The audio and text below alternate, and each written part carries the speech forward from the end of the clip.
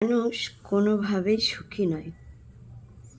যে বাবা মার ইচ্ছায় বিয়ে করে সেভাবে বাবা মার ইচ্ছায় বিয়ে না করে যদি আমি নিজের ইচ্ছায় বিয়ে করতাম তাহলে বোধহয় আমি ভীষণ সুখী হতাম।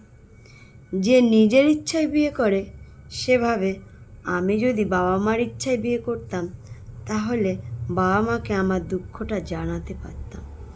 কিন্তু সংসার করার পরে সবাই বুঝতে পারে আদতে ব্যথা দুঃখ কষ্ট কাউকে বলে বোঝানোর নয়। আর তুমি যদি তোমার ব্যথা দুঃখ কষ্ট সবাইকে জানাও তাহলে সেই দোষটা কিন্তু তোমার বাড়ির লোকের নয়, তোমার স্বামীর নয়, তোমার ছেলে মেয়েরও না। সেই দোষটা শুধু তোমার। কেউ তোমার দোষটা তখন নেবে না, আর ওই দোষটা সম্পূর্ণ তোমার গায়ে থাকবে। অতএব চুপ করে সেটা হজম করাই ভালো।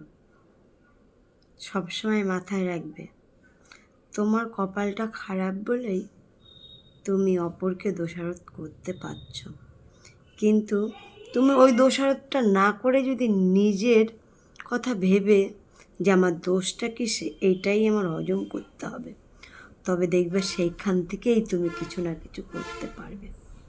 ঠিক আছে? আমাকে তো কত বড় বড় বাড়ির থেকে দেখতে এসেছে, কিন্তু আমার ভাগ্যে ছোট্ট বাড়ি। ছোট্ট বাড়ি বলতে তেঁতুল পাতাতে 9 জনার বাস। তবু তো আমি আমার ভাগ্যটাকে এর মধ্যেই বিছিয়ে রেখেছি।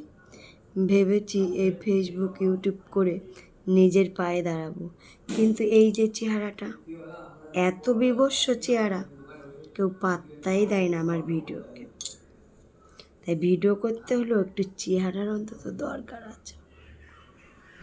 তাছাড়া আরেকটা জিনিস আছে, ট্যালেন্ট, যেটা আমার মধ্যে নেই। না চেহারা আছে, না ট্যালেন্ট আছে, কিছুই নেই। তাহলে আমার শুধু হতাশ হয়ে বসে থাকা। দেখা যাক, চলতে চলতে চলতে চলতে একদিন তো ঠিক সফলতা পাবো। সেই দিনটার অপেক্ষায় আছি। তবে যে আর বেশি দিন নেই অপেক্ষা করার, কারণ আমার অনেক বন্ধু হয়ে গেছে। তাদের একটু একটু ভালোবাসায় অবশ্যই আমি সেই ওপারে যেতে পারবো। শুধু একটু একটু ভালোবাসার দরকার। এইভাবে সঙ্গে থেকো, এইভাবে ভিডিওগুলো দেখতে থেকো। অবশ্যই আমি তোমাদের ভালোবাসায় একটু দেরি হলেও ঠিক পারবো। কি কথাগুলো ঠিক বলিনি? তো অনেক ধন্যবাদ বন্ধুরা এইভাবে ভালোবাসা দেওয়ার জন্য। তো দেখা হবে পরে আবার নেক্সট ভিডিওতে। ততক্ষণ সুস্থ থেকো। টাটা।